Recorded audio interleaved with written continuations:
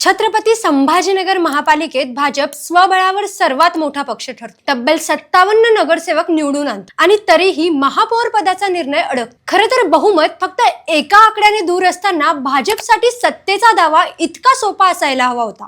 पण चित्र वेगळंच दिसतंय. एकीकडे भाजपमध्ये महापौर पदावरून अंतर्गत रस्सीखेच सुरू आहे, तर दुसरीकडे भाजपला सत्तेपासून रोखण्यासाठी विरोधकांची नवी मोठ बांधण्याचे प्रयत्नही सुरू आहेत. MIM थेट मैदानात उतरते, काँग्रेस सकारात्मक भूमिका घेते, ठाकरे गट अटींसह पाठिंब्यासह गणित मांडतो, शिंदे गट मात्र ठाम नकार देतो. मग प्रश्न असा आहे की स्पष्ट बहुमताच्या उंबरठ्यावर असलेला भाजप अडचणीत येऊ शकतो का? महापौर पदाच्या या राजकीय नाट्यामागे नेमकं काय सुरू आहे आणि शेवटच्या क्षणी गणित उलटू शकतात का? आणि बदललीत तर ती कशी? हे सगळं आज आपण सविस्तर समजून घेणार आहोत. नमस्कार, मी प्राची आणि आपण पाहत आहात त्याचं काय महाराष्ट्र. छत्रपती संभाजीनगर महापालिकेची निवडणूक संपली, निकालही लागला आणि एक गोष्ट स्पष्ट झाली की भाजप या महापालिकेत सर्वात मोठा पक्ष आहे.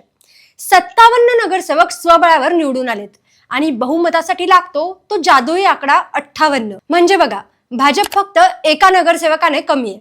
त्यामुळे साहजिकच भाजपच्या गोटात आत्मविश्वास आहे. एक नगरसेवक मिळवणं काय अवघड आहे, असा सूर अनेक स्थानिक नेत्यांकडून ऐकू येतोय.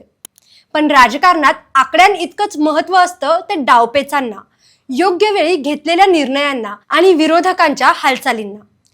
इथूनच या महापौर पदाच्या राजकीय नाट्याला सुरुवात होते. भाजपकडे संख्याबळ असूनही महापौर कोण होणार यावर स्थानिक पातळीवर एकमत होत नाही. शहरातील वरिष्ठ नेते, मंत्री, खासदार, आमदार अगदी सगळ्यांनी वेगवेगळी नावं पुढे केली. अखेर स्थानिक कोअर कमिटीला निर्णय घेता न आल्यामुळे चेंडू थेट प्रदेश कमिटीकडे ढकलण्यात आला. महापौर, उपमहापौर आणि गटनेता या पदांसाठी प्रत्येकी 4 नावांची यादी प्रदेश नेतृत्वाकडे पाठवण्यात सुद्धा आली आहे. म्हणजे संख्याबळ असलं तरी नेतृत्वाचा अंतिम निर्णय स्थानिक हातात नाही.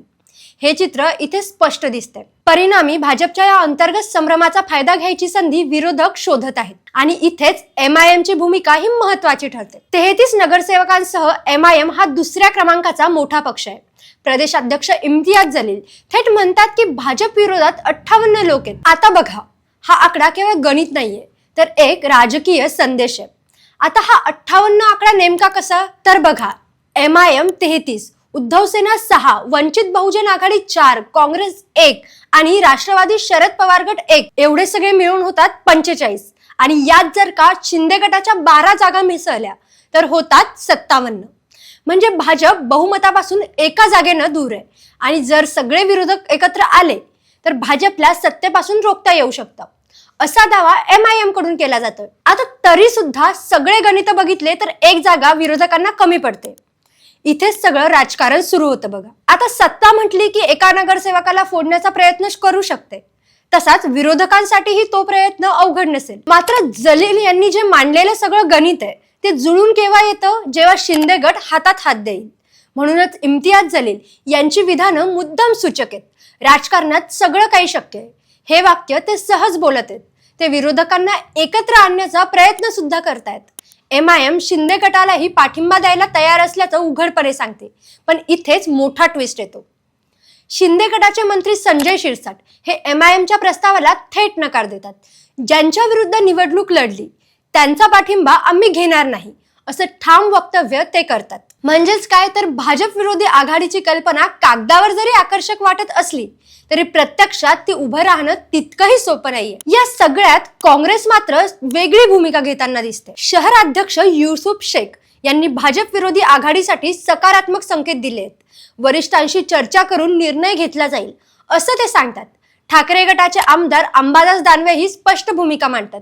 MIMचा महापौर नसेल पण काँग्रेस, राष्ट्रवादी किंवा वंचित आघाडीचा उमेदवार असेल तर नक्की आम्ही म्हणजेच ठाकरे गट पाठिंबा देऊ शकतो. म्हणजेच विरोधकांमध्ये भाजप विरोधी भावना तर आहे, पण नेतृत्व आणि चेहरा यावर एकमत नाही इतकंच. या सगळ्या स्पर्धेत शरद पवार गटाचे नगरसेवक नवीन ओबेरॉय यांचं वक्तव्य लक्ष वेधून घेतं.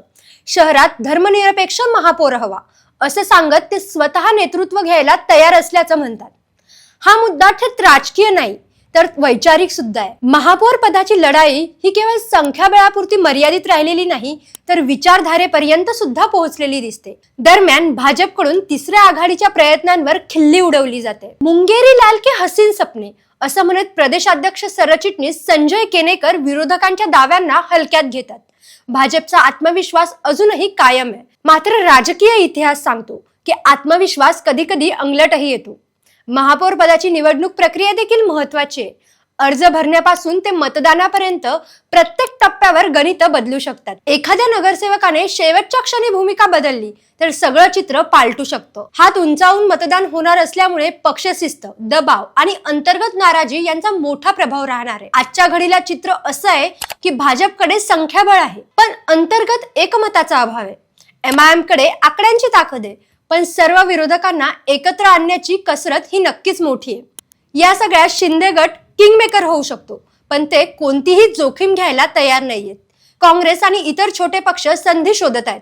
त्यामुळे लढाई केवळ महापौर पदाची नाही, तर भविष्यातील राजकीय समीकरणांची नांदी ठरू शकते. एकंदरीतच एकीकडे बहुमताच्या उंबरठ्यावर उभा असलेला भाजप, दुसरीकडे भाजपला लोकण्याचं स्वप्न पाहणारे विरोधक आणि या सगळ्यात शेवटच्या क्षणी फिरू शकणारी गणित. यावरूनच लक्षात येतं की छत्रपती संभाजीनगरचा महापौर कोण होणार याचं अजूनही उत्तर हे स्पष्ट नाहीये. 10 फेब्रुवारीला हात उंचावले जातील, पण त्या हातामागचं राजकारण आजपासूनच रंगात आलंय. प्रश्न इतकाच आहे, सत्ता आकड्यांनी ठरते की राजकीय डावपेचांनी? आणि या सगळ्या नाट्यात शेवटी बाजी कोण मारणार हे पाहणं औत्सुक्याचं ठरणार आहे. त्यामुळे बहुमताचा आकडा असला तरी भाजपने शेवटच्या क्षणापर्यंत सावध राहावं हे त्यांच्यासाठी सध्या गरजेचं आहे. छत्रपती संभाजीनगर महापौर पदासाठी आकडे महत्वाचे ठरणार की शेवटच्या क्षणी होणारे राजकीय डावपेच? भाजप सत्ता टिकवेल की विरोधक एकत्र येऊन धक्का देतील? यावर तुमचं मत काय? कमेंटमध्ये नक्की सांगा. बाकी राजकारणाच्या आखाड्यात आपली नजर कायम असणारच आहे. तेव्हा कुठेही जाऊ नका, पाहत रहा, सबस्क्राईब करा. त्याचं काय महाराष्ट्र.